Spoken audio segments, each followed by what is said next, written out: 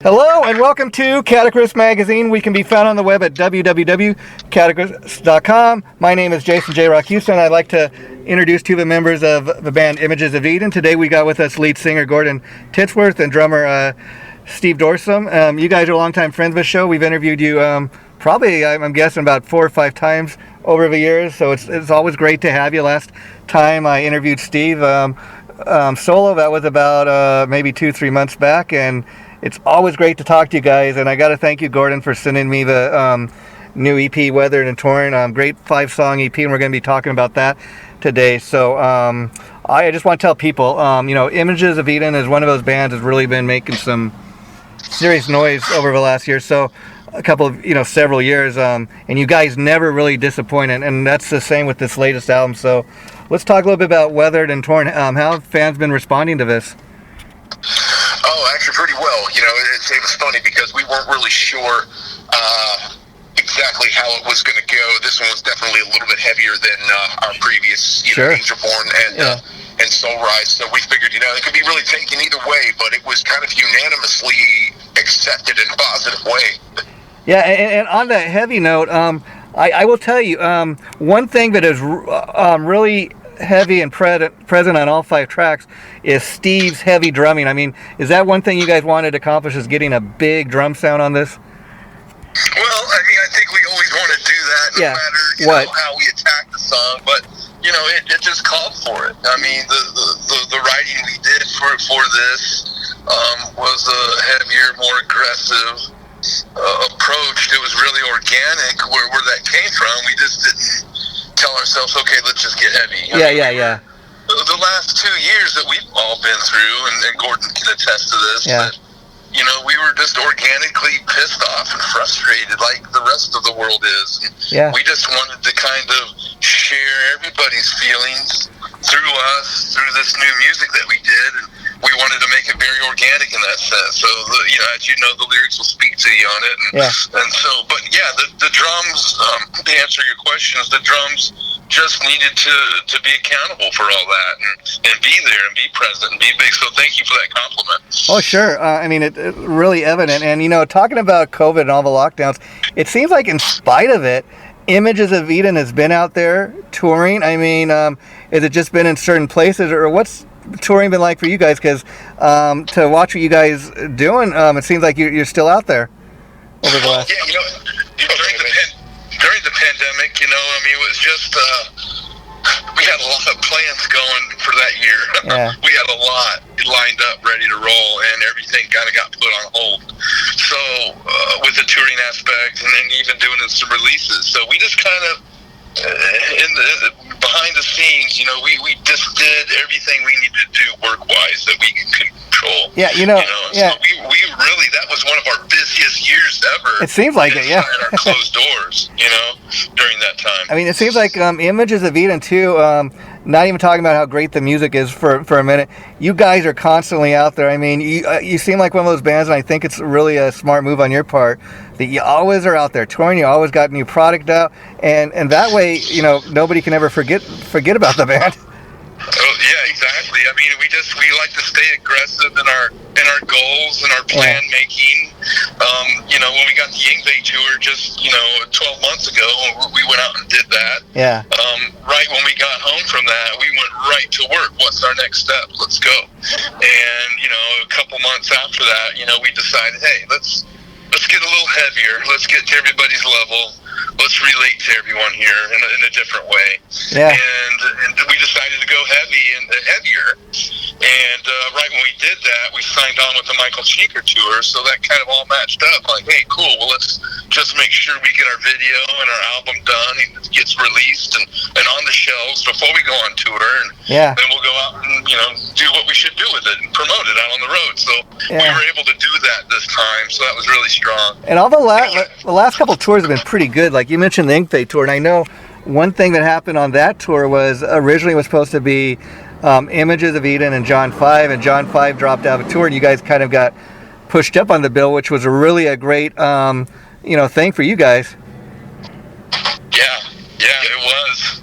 And then and now he's. Jason, I was gonna add to what Steve said about getting getting heavier and Weathered and Torn, because one thing that we didn't really touch on yet was when Weathered and Torn was written.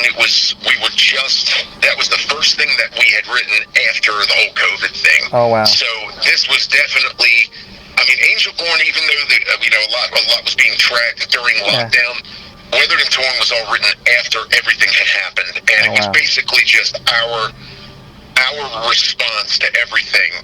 We were definitely, Steve said, we're definitely pissed off. I mean, we were saying, hey, it's okay not to be okay. And we actually did. We amped up the heaviness to match our feeling of frustration, because we weren't okay during the whole pandemic. I mean, we did not take it well. I mean, personally, we were not sold on what the media was trying to sell us. I'm with you. We didn't believe it. And it was just kind of like, we were hoping that other people would see that too. But bottom line, regardless of where you stand on the whole COVID thing, everyone has been affected, and most of us have lost people. So this is basically just a very big, response to that whole mess. And no matter how heavy it might be, and the lyrics might be more aggressive, we're always going to have that element, that fairy tale ending. The light at the end of the tunnel. And I feel that, and it's I'm glad that you guys chose to write about that because me just as a human being, I mean, I have never lived like anything through this, in my 50 plus years of life. I mean, where so much, like you're saying, the media. I mean, here in California where I live, I mean, the governor we have right now, he's trying to pass this law where if these doctors don't go toe the line of what he's saying, that he's going to try to shut the doctors down and try to fine them and all this. So I'm like, you've got it. Okay, these guys they went to medical school, and you're telling me just because they aren't towing your line or saying what you want them to politically, that you're going to try to shut doctors down? You got to be kidding me. That's ridiculous, isn't it? Yeah, and to take that to another level, I mean, I never thought I'd live in my life. I'd live a moment in my life where you could not even go to a movie theater. You could not go down the street to McDonald's without the government getting in your life and telling you, nope, you got to stay home. Nope, can't go to work. While all these politicians telling us what to do, they still get a paycheck. You know what I mean? But yet they want to control everybody else's lives. Yep, and use that as, hey, you said it right there. Yeah. Without getting too much into it, there are red flags everywhere showing how we're being taken. Yeah, we'll leave it there. And we leave it there, but I will say this, that what really surprised me more than anything, not so much about the politicians, but a lot of the musicians that were jumping on the bandwagon, and I'm not going to name any names, but some pretty famous ones I grew up with, like telling people, if you don't wear, trying to shame people, if you don't wear a mask, you're killing people and all this stuff. And a lot of these musicians I grew up on they back in the day were singing songs about, I want to rock and we're not going to take and all this stuff. And I'm like, what happened to you? And then now, because maybe their political beliefs are different than what they once were, they want to shut down other people's free speech. They want to ban other musicians and other artists trying to make a living, Oh yeah, we see it everywhere. Exactly. Yeah. And that's why we need a band like Images of Eden to speak up for those people, and let the world know how not just pissed off you guys are, but there's a huge number of people pissed off about what was going on. Oh, absolutely, and that's one thing I think a lot of people did relate to what we had to say. I mean, we're trying to kind of walk down the middle line. Yeah. But sometimes it's hard. I mean, you watch our video for Animation in a Still World, and that'll pretty much tell you how we feel. I mean, not to get too political here, but like my main thing is, you live your life, I live mine. I have a problem when other people try to dictate what you should or shouldn't do or believe, like we know better for you than what you know. Yep.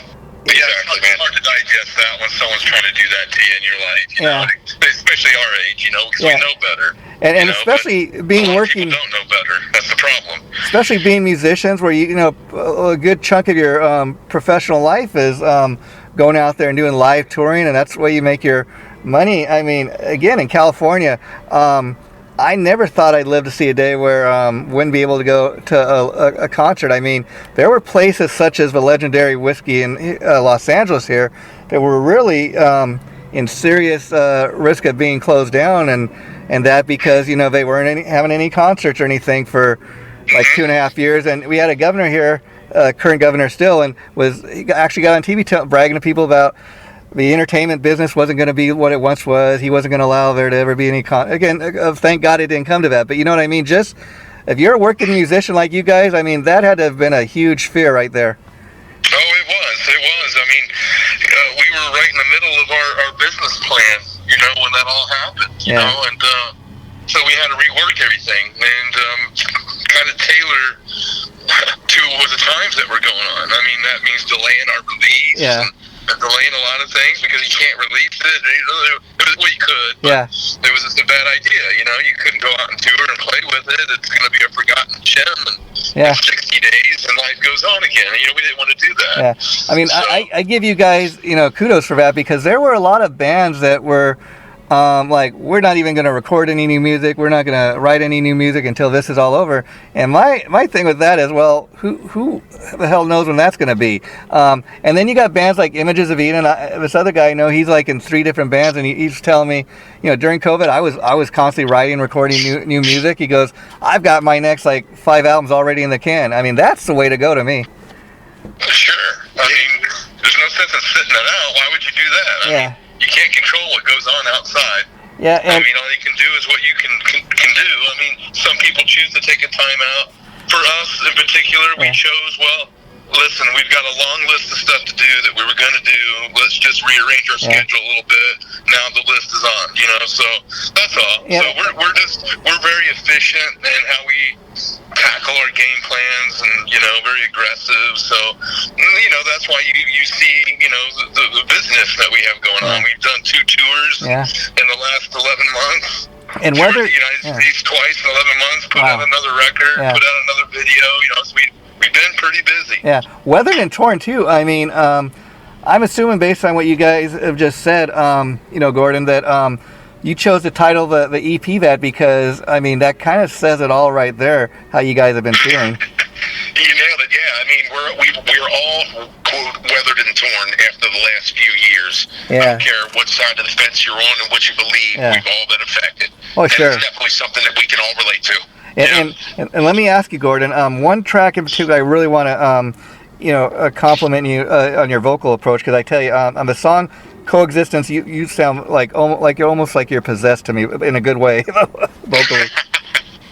Yeah. Well, I appreciate that. And the best thing about being in the studio is you only have to do it once. Yeah. You're one time through, and as long as you capture it the way you wanted to capture it, hey.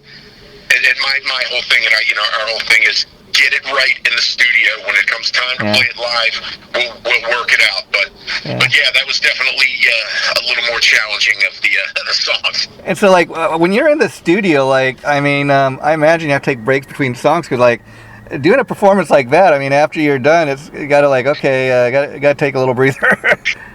Well, I'll let you know a little something that's kind of funny. I'll look at the songs that I have on my plate, and it's not just for Weather and Torn, but for Angel Born, for Soul Rise, whatever the case may be. And I'll say, okay, today's clean vocals. I'm feeling strong. Let's do, all right, we're going to do the chorus to count to 0. We're going to do, a few other things that, most of the dead me, so I get the clean out of the way. And then either at the end of that session or a separate session, I'm like, okay, it's harsh vocals time. Because I know that after I do these, I'm done for the rest of the day, and probably tomorrow as well. So let's get all the heavy, harsh, done at once. And that's usually how that works. And then when at the end, okay, we've got it all done, so now we mix it. So when it comes time to, I even did that with Soul Rise too. I remember singing Hardest Day, sang the choruses a different day than I did the rest of the song, and I'm like, well, when it comes time to do it live, I'll figure it out, and that's what I did. So same thing here. And you were telling me, Gordon, that on the first couple releases, Images of Eden was much more of a solo project where you were playing guitar and bass and everything, so it's much more of a band effort, the last couple of years. So do you play any guitar or anything else on the album, or are you strictly doing the vocals? Yeah, I usually do the rhythm guitar guitar.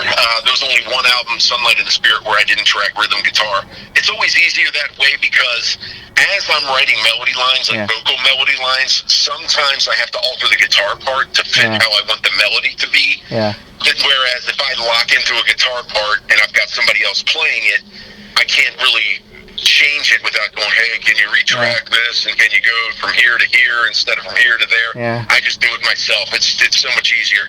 That way, if I have to edit anything, it's great, and it's easier. And Steve, you guys have both made this clear when I've talked to you in the past that unlike a lot of drummers, you're very involved in the creating the music. I believe you're involved with the video production and also the songwriting. So talk a little bit about that.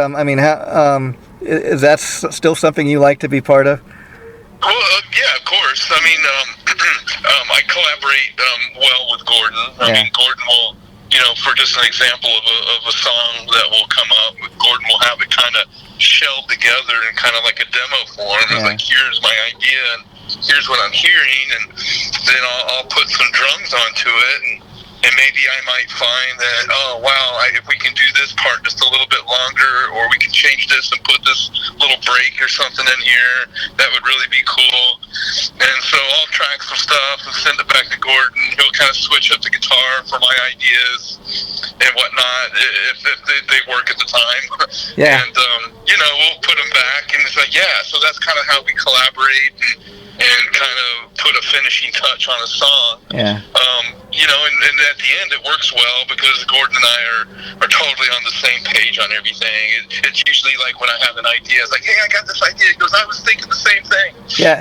So it works pretty well. And then once we have a good solid song base down, then we can pretty much send it out to the guys, and they'll do their thing, within their areas for it. So, and then the video production thing, that's kind of what I do is direct and create and do filmmaking for music videos, and I don't really do it for just anybody else. I just kind of do it for us only. Yeah. I could do it for others. Keep it in-house. Not to. Yeah. It's a lot of heartful work that you have to put into creating, visuals, and I just told myself, I'm going to save all my heart and my ideas for my own band instead of giving them away to others. I hear you. That's good. And the reason I was asking about your involvement in the songwriting, it's not, there's always exception to the rule. I understand it. It's not typical that drummers are that involved. There are a few exceptions like Carmine Appice. He's a very gifted songwriter. Phil Collins from Genesis, Roger Taylor from Queen. And so, being that you're so involved in the songwriting, any of your songs ever kind of start off with like a drum riff, or where it centers around the drum lick?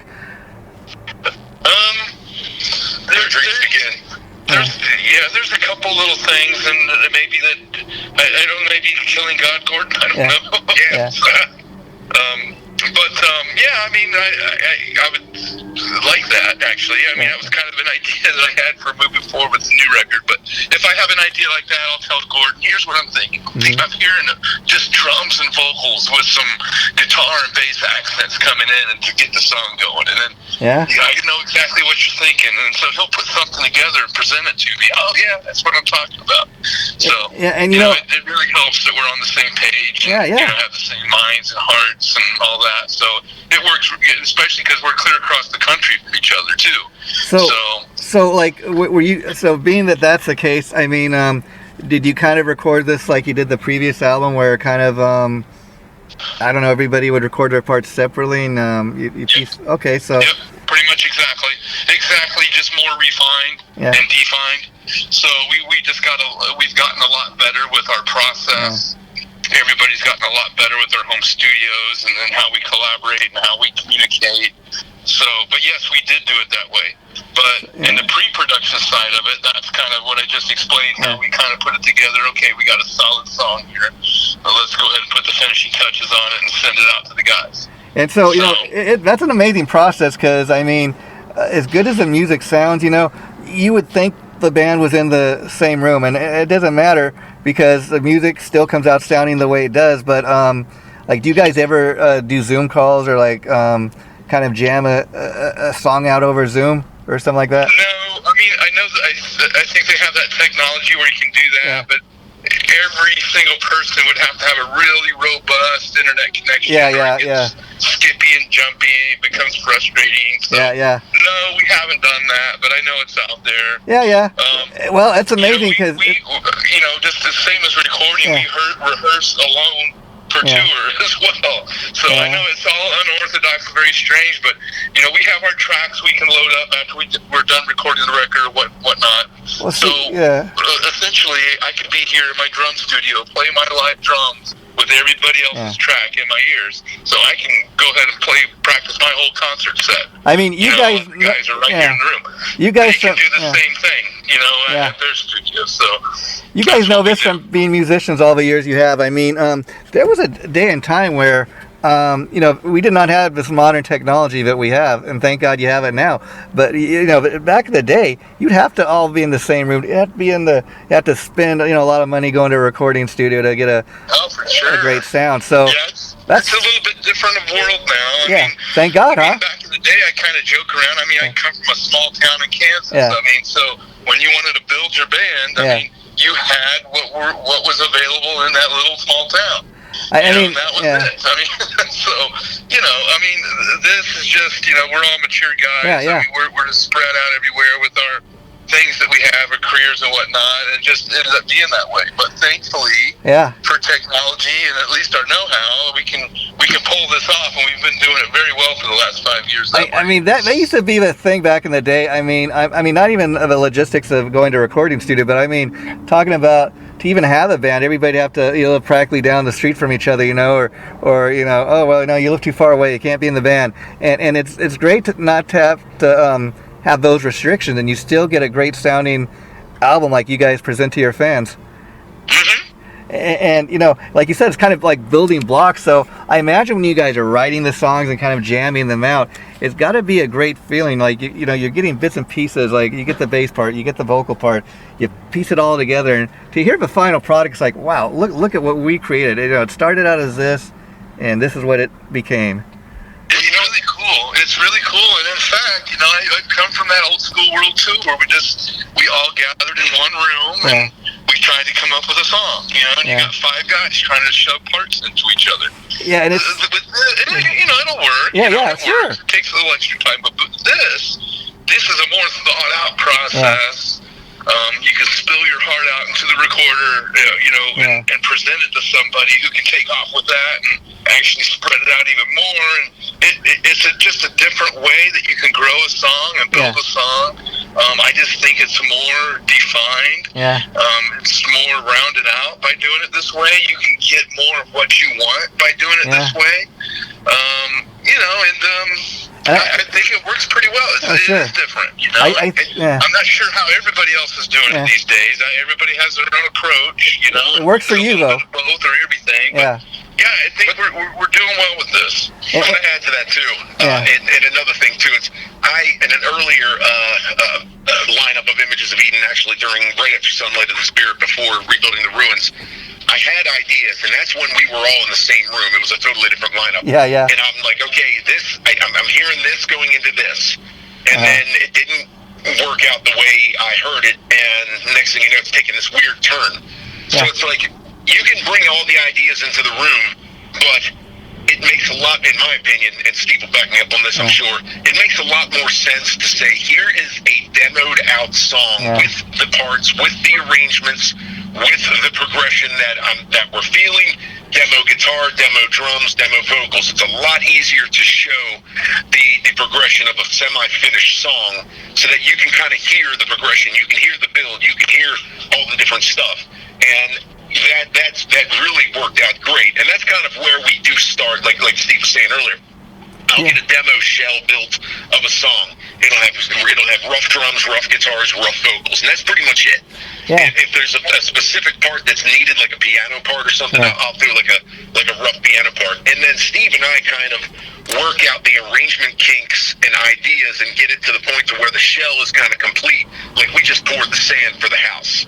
So now, where Steve will do the drums, he'll finish the drums, so then I'll take the drums, I'll finalize the guitar, And as I'm finalizing the guitar, or right when I'm done doing that, we'll send that out to everybody else, and that'll sort of be like okay, here's the widget coming down your assembly line. Put your piece on the widget as it gets to you. And next thing you know, we're getting final tracks from Eric, from Carlos, from Dean, when I'm finishing up the vocals. So then that's when it gets really cool. I upload all of the tracks at once, kind of hear what the song's actually going to sound like complete. And at this point, we kind of make, any kind of last minute tweaks. But it would be kind of cool, like if Eric or Dean has an idea, or Carlos, says, hey, what about this? Okay. And I can see that. And so, we do make tweaks, but I definitely find that demoing out the songs rather than bringing ideas to a room, it definitely helped the process, and I think it sped it up a lot more. And just being multi-instrumentalist, you're considering these parts when you're doing your writing for the song. So I'm not like Gordon's not a piano player, but he's feeling the piano there when he's singing, so he leaves all the spacing there, what needs to be for a piano and whatnot, and then explains it. So it's not like anybody's getting their parts like ran over, or everything's getting considered, because being that multi-instrumentalist and considering all those parts and what you're feeling for those different instruments, even though it's not your own, the spacing's there. That's interesting. And the guys do a really good job writing their lines for their parts, and it all comes out really good. And that's kind of trippy, I get off on the fact that you were saying that, like, the older band lineup, you didn't feel like everybody was equally maybe contributing like everybody is now, and yet you were in the same room, and now when you guys are not even in the same state, you got much more of a collaborative effort, much more of a cohesive sound of a band. It's just amazing. Not even in the same room, but yet you guys are able to make that beautiful music together. Yep, sure. And if anything, really, everybody kind of gets open wings and a free range to go for it up your alley. Do something with it, and they do. So it works well. And I think you guys... So to kind of add to that, Dean Harris back to Steve back in Soul Rise, we did an interview, and he said, I think it's actually better this way, because you know what the arrangement's going to be by the time it gets to you. You can feel and hear out the whole song. Wow. So once you can hear the whole song and feel it out, it makes a lot more sense laying your parts down, even from somebody like Dean, because Dean can say, okay, I hear the whole mood of the song, I hear the whole progression of the song, so now that's going to help me lay down, like a piano part, lay down string. I'm going to go back to Serenity Rain, which is off of Angel Born. I had a shell of basically just a clean guitar, heavy guitar, a little bit of vocals, and just a minor phoned-in piano part. He took that and he did full orchestration based on what he felt in that song, based on what we presented to him, and he took it just levels higher than I thought it was going to be. Wow. So it's really good, because like I said, the shell arrangement is there. Everybody's got the roadmap, so to speak, and then it's up to them to really, put everything they've got into it, and it always works out. It's never not worked out. It's a perfect storm, I think. So, let me ask you, as far as, we've talked about a lot about the recording process and the writing, but since you guys aren't, down the street from each other, you don't always see each other every day, when you are on the road together, and you, how much rehearsal goes into before you have a show, or, what's that feel like when you're recording, you're not in the same room, but, when you're on tour together, when you're on stage, everybody's right there, and you got to feed off of one another, I would think. Yeah, it's two whole different animals, from the elegance and grace we need to touch with recording, and then how we need to handle the rigors of the road and going up there and really physically pumping it out every night. So, like I said before, and how we approach the live piece of that is, once everything's recorded, our parts are in place, we go and make sure we got this thing down just like the record. Everybody comes in fully prepared. Everybody lives in a different spot across the United States. That's amazing, okay? So, and then 2 or 3 days before we actually kick off to leave for the tour, the guys will fly into base camp here in Phoenix, where the practice room is at, and we'll go through the concert set 3 or 4 times. And that's pretty much it. We come in fully ready. We go over the concert set 3 or 4 times. We have some production meetings of how we're going to do some things, how we're going to attack some things, and we pack our gear and load up, and we go. And that's pretty much it. And what's the set list like? We get, after about the third or fourth show, you can really feel the vibe. Everybody gelling together, and really getting dialed in. And as far as the set list, you guys pretty much play the same set list throughout a tour, or do you change it up a bit?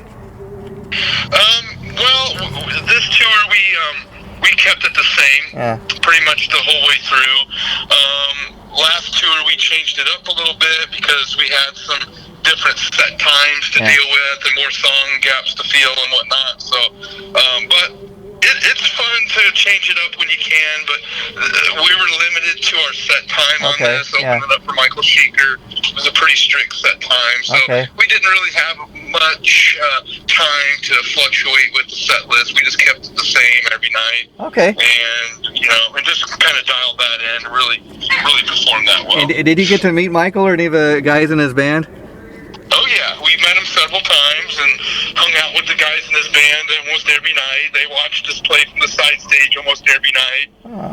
Michael stayed in the same hotel we stayed in almost every city. Wow. So we got to interact with them quite a bit. Very nice guys, very very nice guys, and very strong performers on stage. Those guys are on the money every night. Wow, and just to kind of add to that too, and a big kudos to Baron Courbois, too, the bass player. We connected with him very early on, and just an awesome guy. I mean, the entire band was super cool, but he really came out to see us every night. Even wore our shirt on stage. Oh wow! And just was an awesome supporter. So, just had to mention his name. How cool is that? I mean, you're getting really that kind of thumbs up from a guy of that caliber.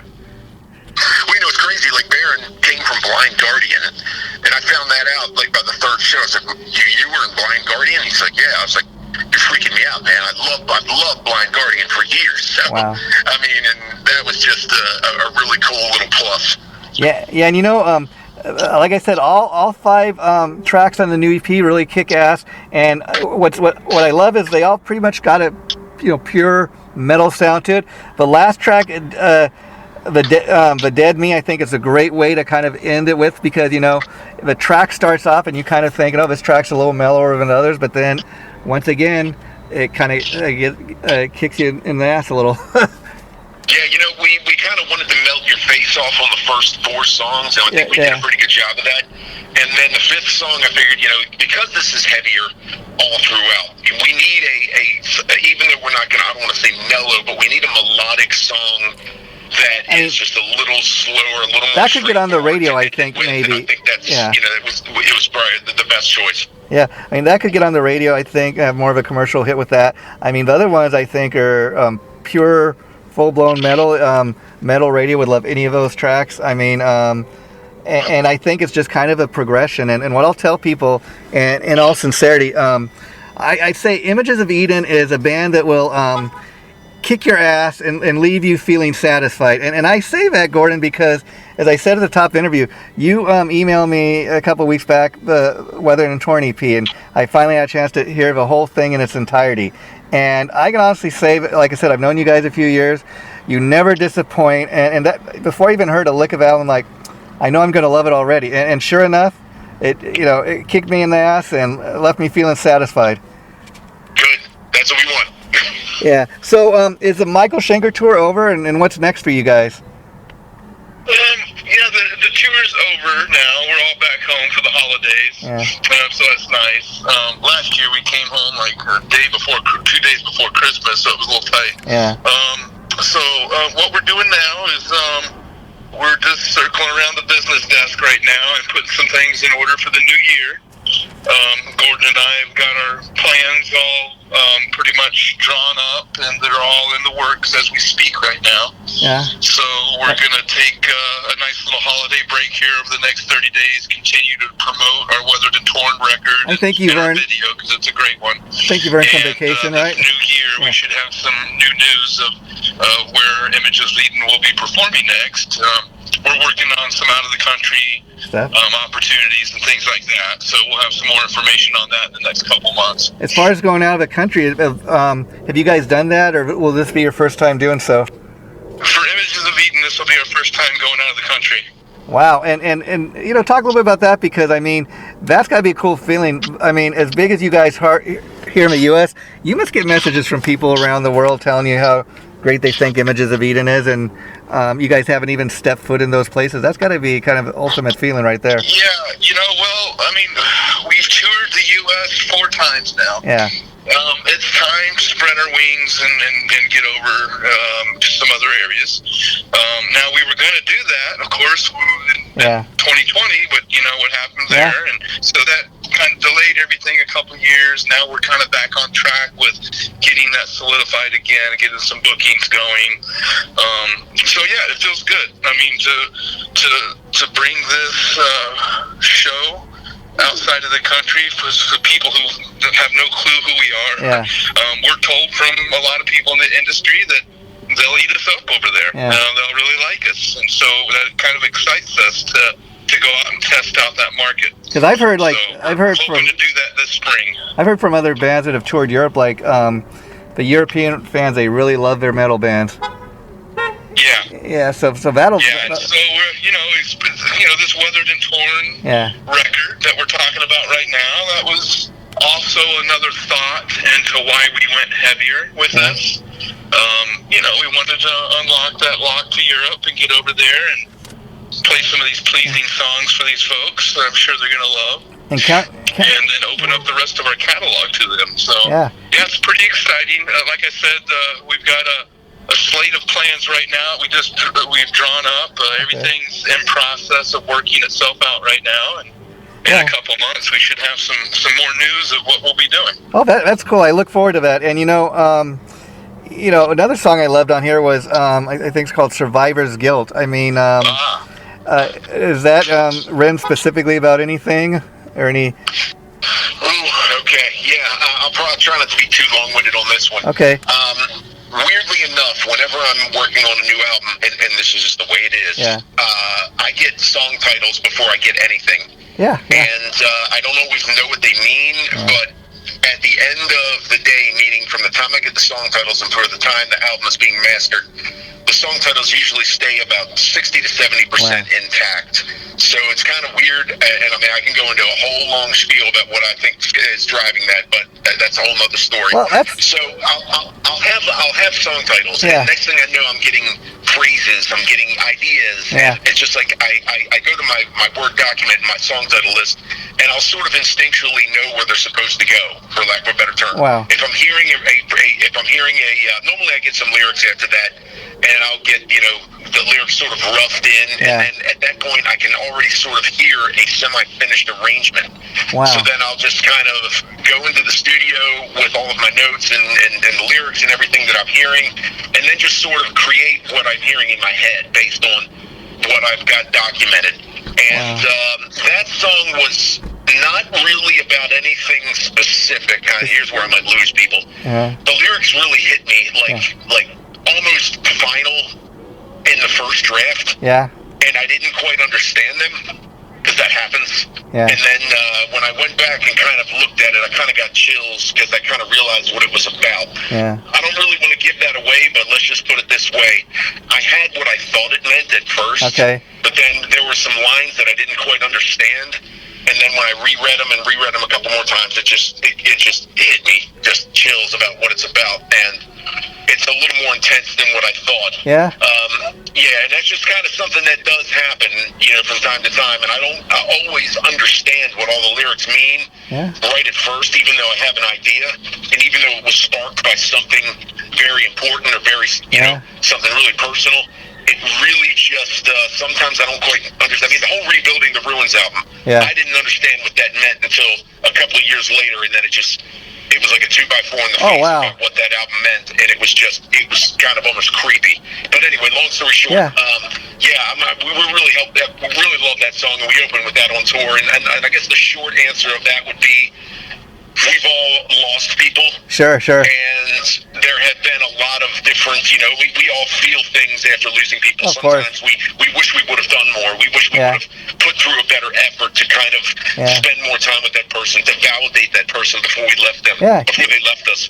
But, if I could say, take anything out of the song, take that out. Because, yeah, I mean, there's a sort of a reflection from the character saying, one day, someday, we'll celebrate tomorrow.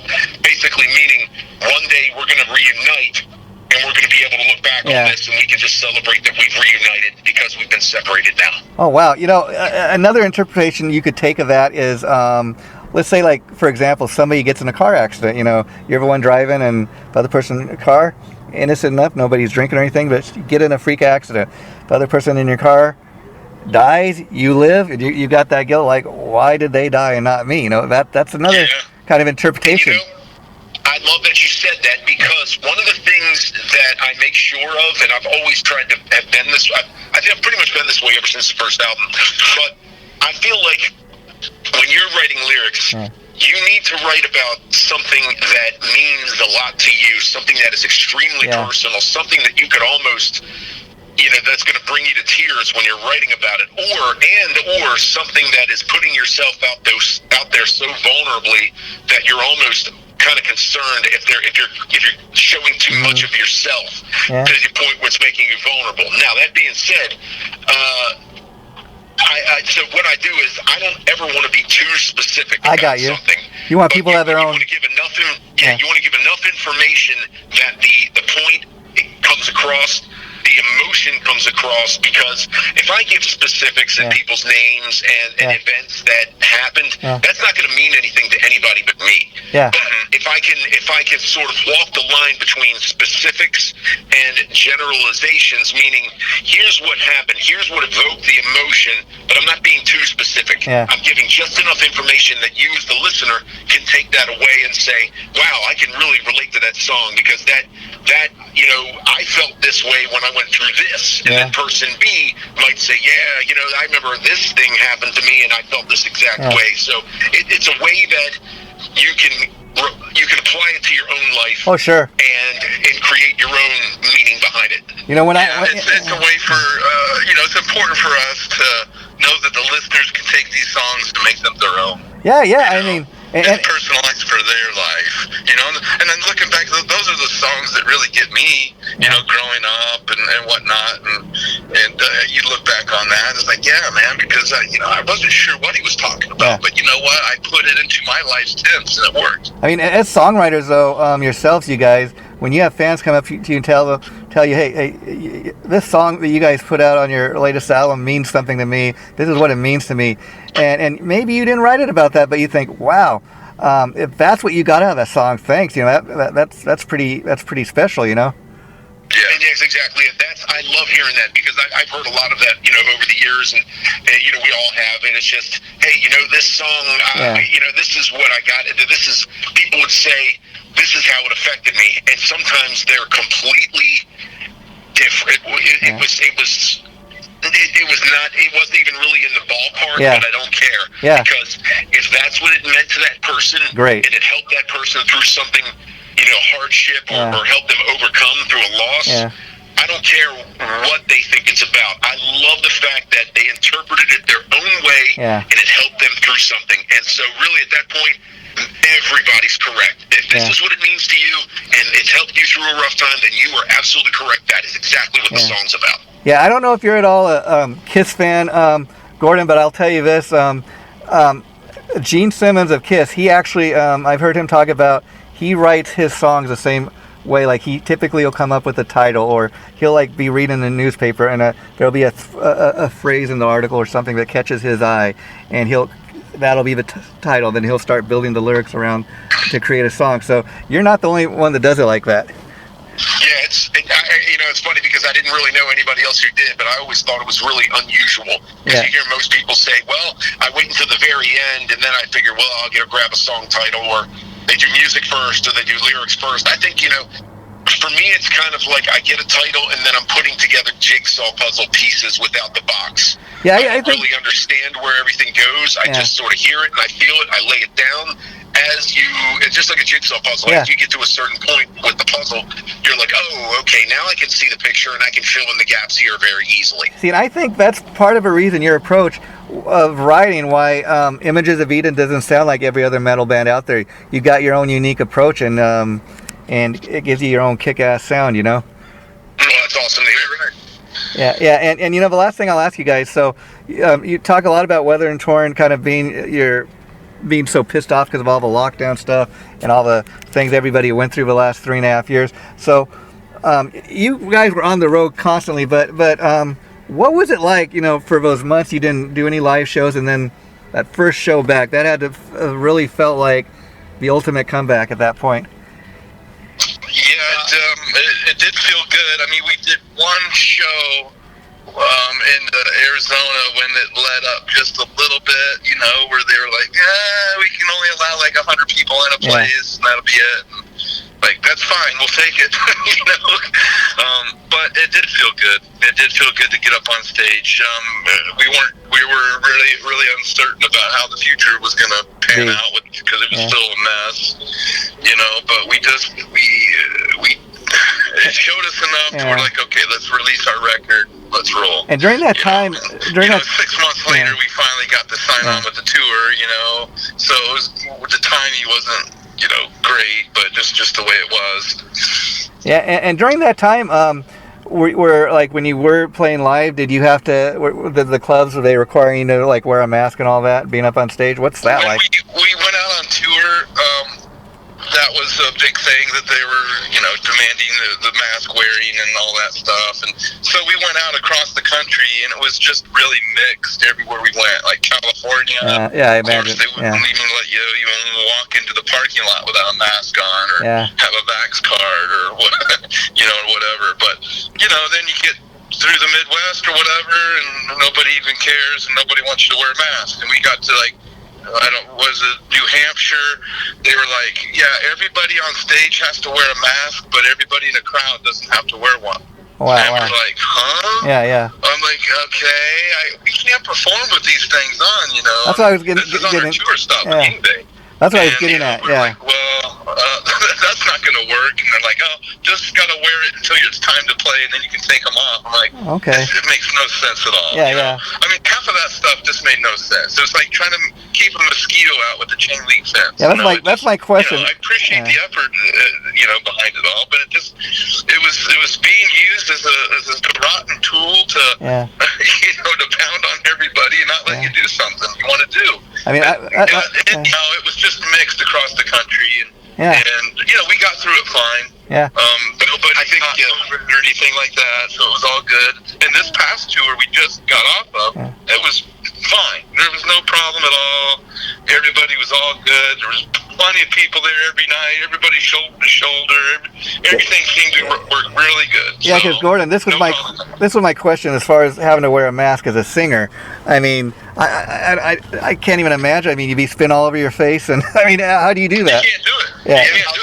I'll make it really simple. Yeah. I don't comply. Okay, there. I'm not complying. And even during the lockdowns, you have to tell me to put a mask on, and then I'm still going to fight you for it. Metal all the way. This thing supposedly leaked from this super, quarantine contained place, level 4, whatever. Yeah. Your little leopard print mask that you made at home is not going to do anything for you. Yeah. So that's just where I left. And back to Steve, what was saying, it was during our Angel Born tour last year where we saw this inconsistency, but this year was nothing. I mean, I don't think we were even asked to do put. We didn't have to prove anything or nor did we see anybody wearing them either. All the way from New York to Los Angeles. So but anyway, I'll tell you, Michael is very nervous about it all still. I mean, but he's precautious because he's traveling between countries, and that's all right. And I get all that, so it's all good. But it went pretty good this time. Nobody's freaking out there anymore. That's good. So I want to thank you guys for talking to me today. As always, it's a blast to talk to you guys. So anytime you want to do this, I want to wish you guys a happy holiday season and happy Thanksgiving in a few days. So thanks for doing this. I really appreciate it. The interview will probably be going up I'm planning to post it probably in about a week. I'll let you know the exact date once I have that. That sounds good, dude. I appreciate it, Jason. Okay, anytime. Bye-bye.